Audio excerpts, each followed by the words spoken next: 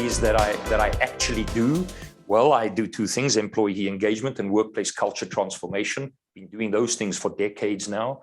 Work with a couple of really major global brands. Work with smaller enterprises. Some of my work is single incidents driven. Some of my work entails me delivering a 1-hour presentation. Some of my work entails delivering a series of workshops. Some of my work entails running a program of masterclasses. And then we have licensed use of our programs. And some clients work with us on an ongoing basis where we train up champions and enable them to run our programs and our systems. More about this at my own website, which is just my name, Stef Du Plessis with one F, .com, and at www.ugrs.net.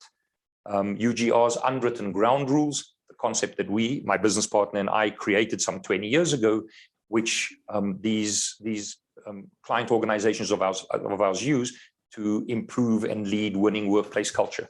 Cultures that will deliver their strategic objectives and that will make theirs a better place to work. Thanks for asking, Kelsey. Thank you so much, Stef.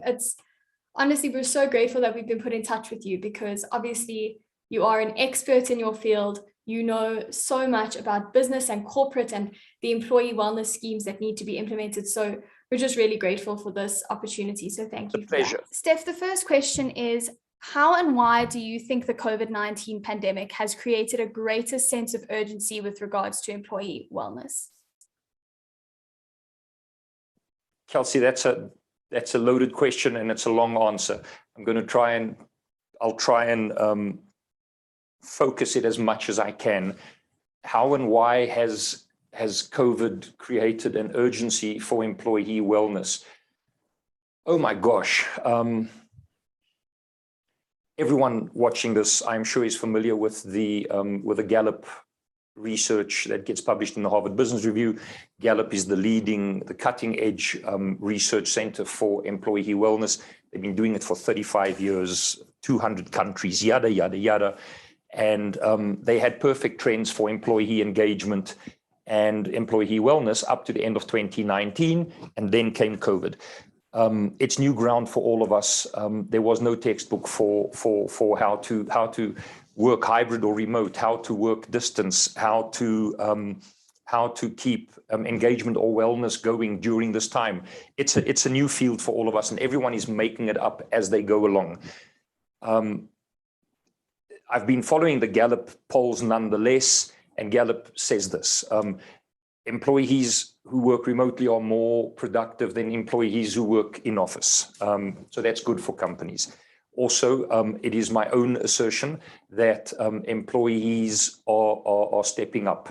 They are doing higher levels of voluntary contribution. They're doing more discretionary work, but Gallup is seeing that this comes at an expense. So what we now know over the last 18 months is that employees who work remotely or hybrid have a 60+% higher incidence of burnout and stress if they don't also have high levels of personal wellness. So why do organizations need to ensure the wellness of their people?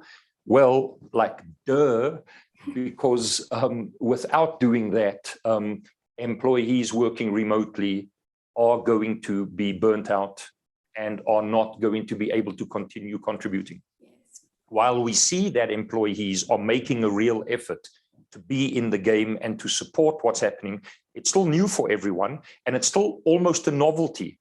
I mean, we're 18 months in, we almost 2 years in, but who knows what the medium and long-term impact is of remote work? We have no benchmark for that. We have no basis of understanding that, and only time will tell. I'm a pro-vaccinator, just by the way, because I want to say something about vaccines, and it might sound like I'm anti-vaccine, and I'm absolutely not. I have an opinion on non-vaccinators, but this is not the forum to share that in. What has this got to do with vaccination? Just like we don't know yet what the 20-year impact is of the vaccinations we got now and what it's going to do to the third generation from now because we had the vaccines. Yeah. We don't know. We'll know when we get there. So we don't know what the real impact of anxiety, stress, and burnout is on people at this time. But I do believe it's anecdotal, but in my work with my clients, I see that everyone is suffering from some level of stress, anxiety, and fear. And if organizations don't enable the wellness of their people, this is not going to work for us on the long term. Now, I have an opinion as to what we need to do about that wellness, but let's get on to the next part of our conversation and we'll see if the conversation leads us there. Awesome. That was. So I would, in conclusion, I would say this. Organizations and leaders who do not focus on the wellness of their people are doing so at their own peril. And I will say that I do observe that organizations everywhere are making an effort to focus on the well-being of their people. Kelsey, back at you. Thank you. That was such a thorough answer. And it's really great to hear it from someone that's in the business and corporation world, such as yourself. So thank you, because it's a very refreshing perspective. So thank you for that. The next question is, during the earlier stages of the pandemic, we know that you ran a couple of CEO workshops to try and push business employees and CEOs to look after the wellness of their employees and try and create overall healthy workforces. So what we wanted to ask you is, were there any common factors that you saw or any common issues that were kind of present throughout the board through these businesses in terms of employee wellness? I think this is a nice segue into what I said at the close of our last piece of conversation, that there is a bigger insight into employee wellness, which maybe I should start positioning here. So I do two things and two things only, and I've been doing those two things and two things only for the last 35 years. I help organizations to get their people more engaged, to help them to get skin in the game, and I help organizations to create winning workplace cultures. Now, you well know that we've worked with major corporates through the years. I mean, our clients include companies like McLaren Automotive, like Kmart, like Barclays Bank in 26 countries. The list goes on and on. More recently, we're working with smaller organizations as well, companies who employ fewer than 1,000 people. This is over the last 5 years or so. So I have a good insight into large corporates, and I have a good insight into small and medium enterprises. Yes. And when I say small and medium enterprise, I'm not talking about the mom and pop stores with 4 people. I'm talking about teams of 35 to 1,000 people, that sort of window. When we came into COVID, I knew intuitively and from my environment that this was not going to be back to normal soon. I'm tight with the futurist Graham Codrington, who you should interview, and I'll set it up for you. Thank you. Graham told us from day one that this was not going to be over soon. I'm married to a doctor who used to specialize in infectious diseases. She was the former chief medical officer of the infectious diseases hospital.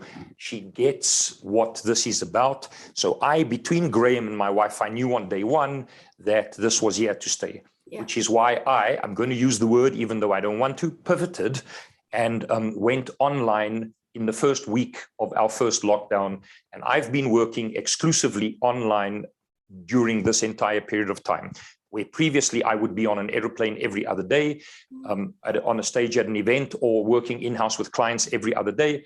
It's now all here, but I've continued to work with my clients. So I've experienced what's happening to their people during this time. Early on in COVID, we formed a group of the CEOs of our existing clients who for the first 3 months or so met once a week. And we just facilitated conversation to enable them to find ways for coping with what was going on. Everyone was startled, didn't know what was coming next. And it was a little bit of a dust storm trying to figure it out. I thought at the time that my former approach to engagement and culture would not suffice during COVID, meaning that pre-COVID, I had a thesis on what engagement is about and what culture is about. And when COVID came, I hit a bit of a wall and wondered whether my former approach would stand the test of time. It turns out that it does, because this is my take on employee engagement. that no one really cares about the business, but that they smile and nod, and that they do their best to try to behave in a way that supports the business. But that we all have bigger stuff going on in our lives, more so since COVID. Now, the way I just framed it was negatively framed.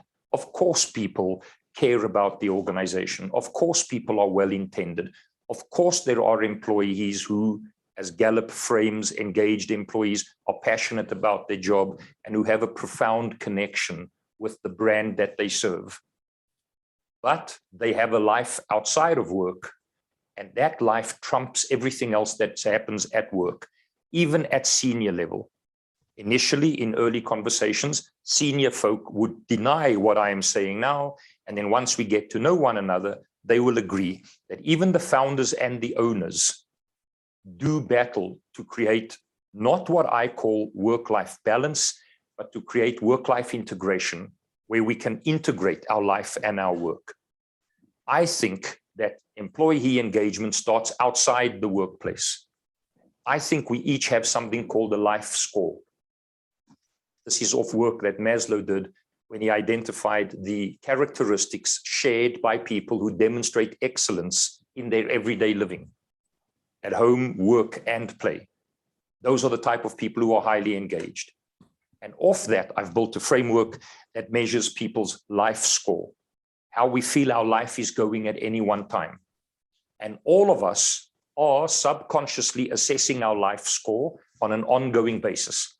We do it while we're in the traffic, or while we're waiting for the microwave to get to 30 seconds, or while we're putting the kids to bed at night, or packing their school lunches, or sitting in a meeting, or nowadays in a Zoom meeting.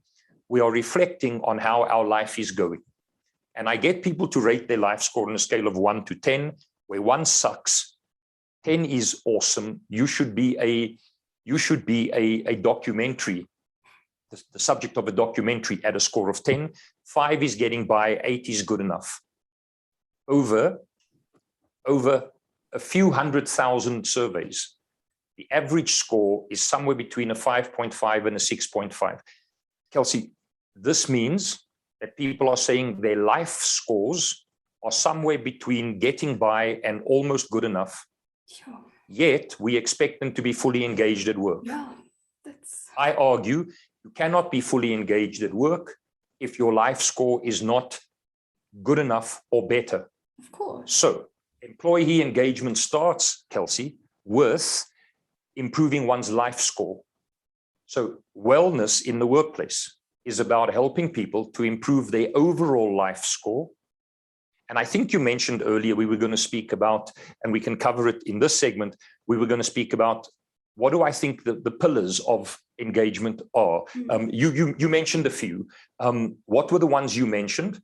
In terms of the proactive you mentioned wellness?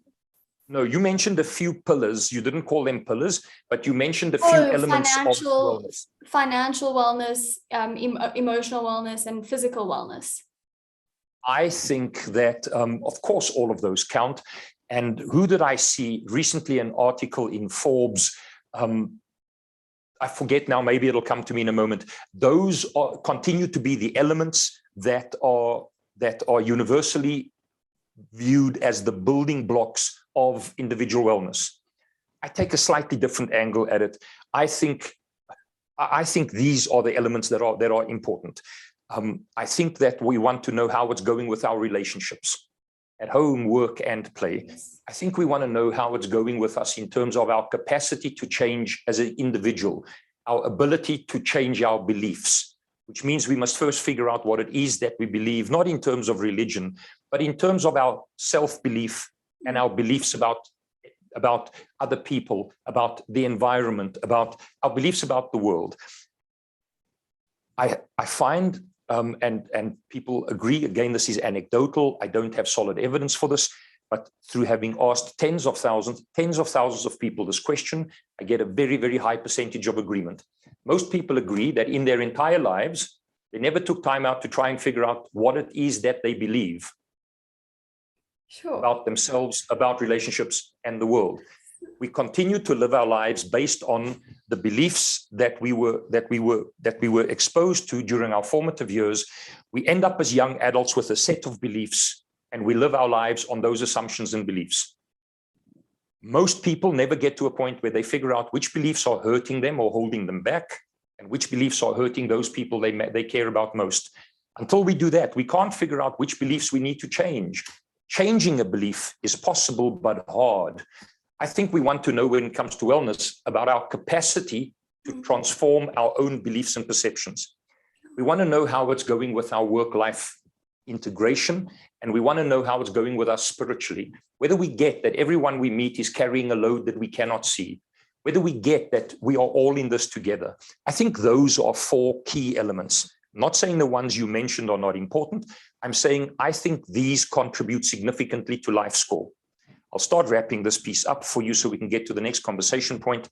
I think that when people improve their life score, they are immediately able to demonstrate greater levels of engagement at work, because here was the connection that, remember I mentioned the recent Gallup polls? Yes. Employees who are engaged, but who suffer from personal wellness issues or whose wellness is not adequate, those people are the ones who suffer a 60% higher incidence of stress and burnout.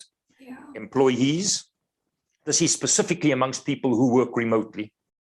Employees who are engaged and who demonstrate high levels of wellness, those employees are more productive than in-office workers and do not suffer from stress, anxiety, and burnout. So here's the last part of this conversation. The simple awareness of the importance of our own life score and the conscious decision to go on a journey of personal transformation, that in and of itself improves one's life score. So what I'm going to close with now is going to sound like a little bit of a word play. It's not intended to be. One does not have to improve your life score for your life score to be better. One just has to consciously be on the journey of choosing to improve your life score, and your life will feel better. So what can organizations do? They can expose their people to the understanding that we should truly integrate our work and our life. That's a separate conversation.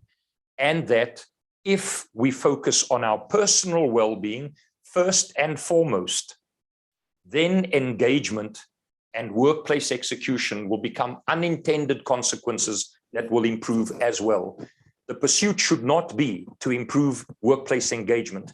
The pursuit should be to improve employee wellness by improving their life scores. And if we do that, everything else follows like one of those domino cues that fall over. Kelsey, back at you. The last question is, how can we ensure that CEOs or leaders of big corporates are taking a proactive approach to employee wellness rather than just kind of adjusting to employee wellness as time goes on, instead of waiting for the COVID pandemic to hit before they adjust and try and implement employee wellness schemes? How can they be proactive? In my mind, it's bigger than just employee wellness schemes. It's the whole employee engagement, workplace culture, employee wellness bundle, if you can call it that. I think the ones who are slow to it's too late already. We're 18 months in. Those who have not started focusing on these key, those who have not become in organizations where employee engagement, wellness, culture are not top of agenda, in organizations where these 3 are not part of the top 5 strategic imperatives, those organizations have missed the boat already, I think. Time will show that they were on the wrong side of progress. The organizations that were quick on the uptake, in fact, the organizations where wellness, culture, engagement were priority domains pre-COVID, those organizations are flourishing. They are, in fact, they were positioned for what we are experiencing now. Yes. In organizations that didn't previously focus on that so much, but who were quick on the uptake, and who are getting into, trying to stay at the forefront of this. Those organizations are going to get through this as best as possible. So what can one do, you asked, to get CEOs to take this seriously? I think that's not our concern. Those who don't just are missing the boat. Those that are coming on the journey, those are the folk who need our help and who we can equip and enable